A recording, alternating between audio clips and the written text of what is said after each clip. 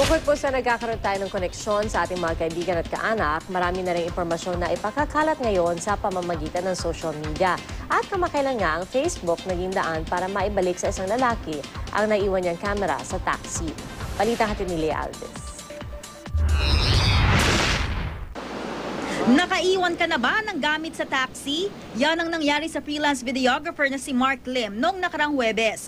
Ang gagamitin sanang camera sa pupuntahang shoot, naiwan niya sa sinakyang taxi. So I rushed back out and I was trying to find the cab. I was there for like 10 minutes looking around. Wala na. Parang hindi ko na mahanap. That's when I gave up. Hindi ko na ito mahanap. Ang senior web writer naman na si Mira Reyes na papunta rin sa ibang photoshoot ang sumunod na pasahero ng taxing sinakyan ni Mark. Agad daw niyang napansin ang puting camera sa upuan. Sabi ko, Kuya, saan bumaba yung huli niyong passenger? Si Kuya, sinabi niya lang, sa nearby, parang sa mga building dyan.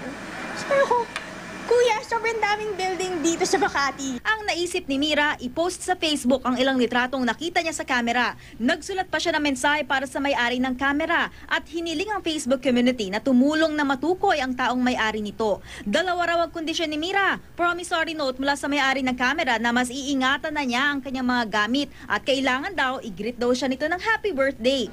Wala pang isang oras pagka-post ni Mira sa Facebook, natuntun na si Mark lalo pat marami pala silang common friends dahil iisa lang ang industriyang kanilang ginagalawan. I felt so lucky na parang what are the chances?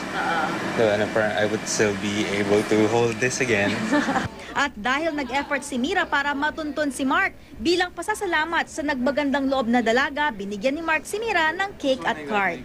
Umabot na sa mahigit 1,000 like at 200 share ang post ni Mira. Marami raw ang na-inspire sa kanyang ginawa. Good deeds aren't difficult naman to do. Tsaka parang konting malasakit lang. I mean, yun nga, I think the reason rin why the post went viral is because everyone can relate to it on all parang sides. Sila yung nakawala, sila yung nakahanap. At sino ba ang mag-aakalang ang karanasang lost and found na ito ang naging daan para sa isang bagong pagkakaibigan? Lea Alves, GMA News.